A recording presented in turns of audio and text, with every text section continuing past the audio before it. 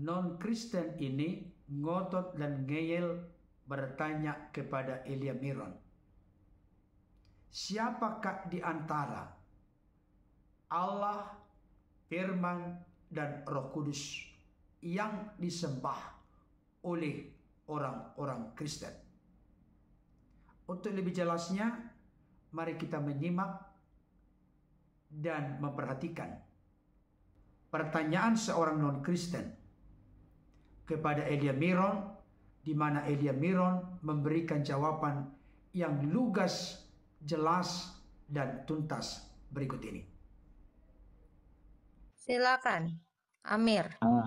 Jadi tentang tadi Allah Bapa, Yesus jadi Firman, Sang Firman, dan Roh Kudus. Sekarang yang kalian sembah itu yang mana?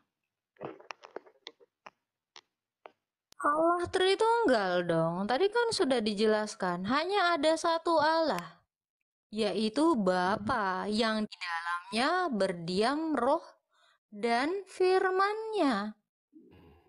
Jadi Firman nggak disembah kan? Loh, kalau Bapa disembah, pasti Firman-Nya disembah. Kalau saya bicara dengan Pak Amir Ruli, kira-kira saya berbicara dengan suaramu aja atau kamu secara keseluruhan? Kalau manusia kan lain dia, bukan Tuhan. Manusia bukan Tuhan. Ini baru Lain, analogi kok kamu nggak nyampe. Oh, Kan tadi analogi sudah manusia dijelaskan. kemana bisa disamakan dengan Bapak Tuhan? itu, Mana ini? oke, karena Bapak kan nggak dijelaskan ya di dalam kitab Anda bahwa manusia itu diciptakan menurut gambarnya. Ya, gambaran Allah. Allah adalah Tritunggal, maka manusia juga diciptakan sebagai unit dari Tritunggal, Pak. Kalau Bapak belum memahami ini, saya maklumi, karena di dalam kitab Anda tidak ada penjelasan hal demikian.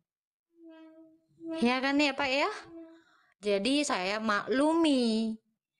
Bahkan ya, Anda kalau sebagai umat berpikir ya, Anda harusnya berpikir, kok bisa ya saya ini diciptakan dengan tubuh yang kelihatan, roh nggak kelihatan, pikiran yang nggak kelihatan, tapi ada di dalam satu hakikat manusia. Harusnya Anda berpikir seperti itu. Oh, ternyata gambaran ini saya dapatkan dari Allah, yang adalah Allah yang sebenar-benarnya Sang Pencipta. Kalau yang tidak pencipta, pasti dia bilang manusia ini diciptakan dari segumpal darah, gumpalan darah yang adalah jaringan mati. Saya maklumi hal demikian, makanya Anda tidak mengerti hakikat manusia seperti apa. Kalau hakikat manusia aja Anda tidak mengerti, bagaimana Anda mengerti hakikat Allah? Dijelaskan panjang lebar pun Anda tidak akan mengerti. Karena Anda diciptakan dari segumpal darah, jaringan mati. Ya Pak ya?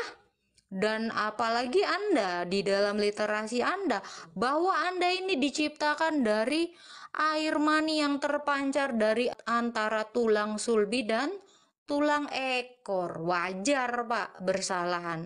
Anda nggak ngerti hakikat manusia. Kalau kami memahami, Tuhan itu tidak sama dengan makhluknya. Tuh, makhluk diciptakan segambar dengannya, jangan dibalik. Nggak mungkin Allah meniru manusia.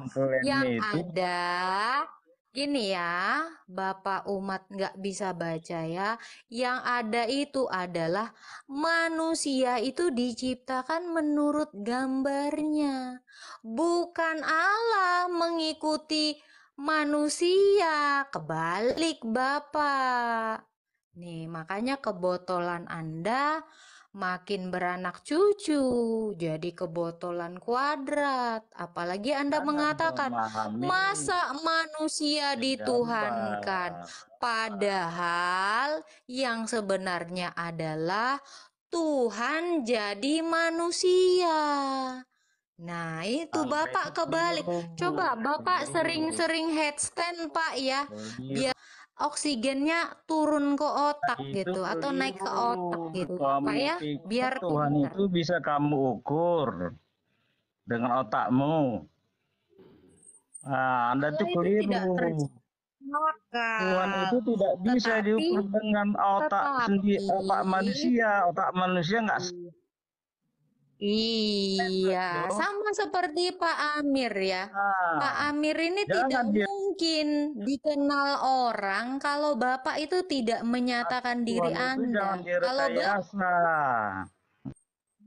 karena gini Pak, kalau Bapak Manusia diciptakan tanpa pikiran, Pak, Bapak sama seperti anjing.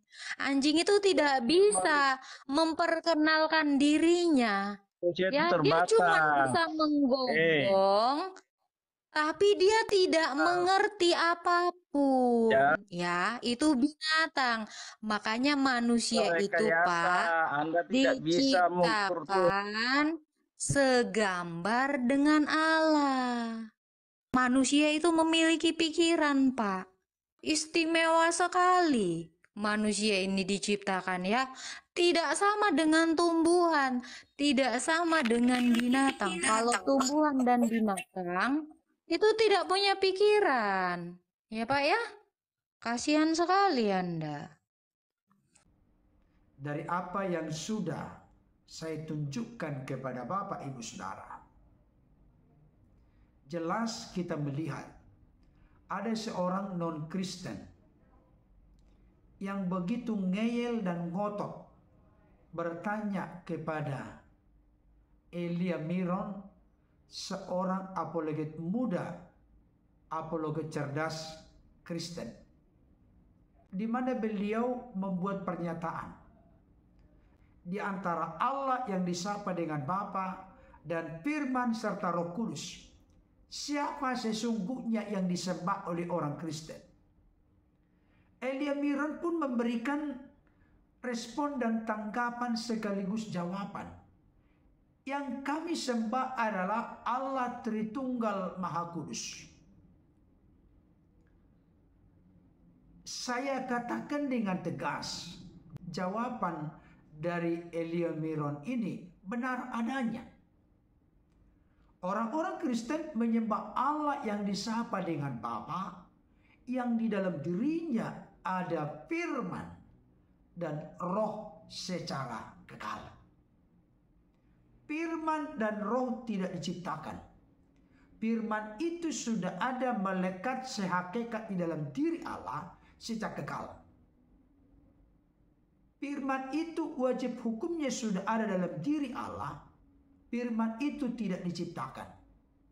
Kalau sampai firman itu diciptakan, berarti Allah sempat tidak punya firman. Kalau Allah sempat tidak punya firman, berarti Allah tidak memiliki daya cipta, tidak berkuasa untuk mencipta, karena Allah belum memiliki firman. Kenapa demikian? Karena Allah menciptakan segala sesuatu di dalam melalui firman. Berarti sejak kekal Allah itu sudah memiliki firman di dalam dirinya. Demikian juga dengan roh. Allah itu maha hidup. Kalau Allah sempat tidak punya roh, berarti Allah itu pernah almarhum, pernah mengalami kematian. Mustahil Allah yang kekal mengalami kematian. Oleh karena itu kesimpulan yang bisa kita ambil, Allah itu sudah memiliki roh sejak kekal, karena roh itu adalah prinsip hidup yang melekat di dalam diri Allah. Oleh karena itu saya ingin menegaskan kepada kita, ketika saudara-saudara kami dari luar Kristen mendengarkan tentang Tritunggal Maha Kudus, Tritunggal bukan berbicara tentang berapa jumlah Allah, karena Allah itu dari fakta dan data Alkitab, baik di perjanjian lama maupun perjanjian baru, Esa adanya, Ehad, satu yang jamak. Kenapa kok satu jamak? Itulah keunikan, keeksklusifan Allah yang berbeda dari ciptaannya. Kenapa Esa jamak? Ehad jamak, bukan Yahid. Karena Allah yang Esa itu sejak kekal, sejak Allah itu ada, telah memiliki firman yang kekal dan roh yang kekal di dalam dirinya. Itu sebabnya berbicara tentang Tritunggal, orang Kristen tidak pernah membahas tentang berapa jumlah Allah. Karena Allah itu sudah pasti Esa adanya. Tetapi kita harus mengerti, memahami Allah yang Esa dalam hakikat memiliki realita sebagai Allah, firman, dan roh. Karena itu berbicara tentang Tritunggal, sekali lagi bukan berbicara tentang berapa jumlah Allah, tapi berbicara tentang bagaimana Allah yang Esa itu. Bagaimana cara berada Allah yang Esa itu. Allah yang Esa itu sejak kekal telah memiliki firman yang kekal dan roh yang kekal di dalam dirinya. Tadi dari apa yang dijelaskan oleh Elia Miron, bahwa memang ada perbedaan konsep, pengertian, pemahaman, doktrin ajaran dari non-Kristen yang bertanya dengan doktrin ajaran Kristen. Barangkali di dalam keyakinan non-Kristen yang bertanya tersebut tidak ada ungkapan bahwa manusia dicipta menurut gambar dan rupa Allah. Manusia seperti kita ini terdiri dari tubuh, jiwa, dan roh. Bukan berarti kita tiga pribadi yang terpisah-pisah, yang berbeda-beda satu dengan yang lain. Tapi di dalam satu hakikat kemanusiaan kita ada tubuh, ada jiwa, ada roh. Kelihatannya, kedengarannya tiga yang berdiri sendiri. Tapi satu hakikat manusia yang di dalam diri hakikat manusia yang satu itu ada tubuh, ada jiwa, ada roh. Ini gambaran terbatas karena Allah itu roh. Sedangkan kita ini memiliki tubuh fisik jasmani. Allah itu roh. Allah yang adalah roh adanya, di dalam dirinya ada firman yang kekal dan roh yang kekal. Kiranya apa yang sudah dijelaskan oleh Elia Miron dan apa yang sudah saya jelaskan ini dapat semakin mencerahkan kita semua. Tuhan Yesus memberkati. Amin.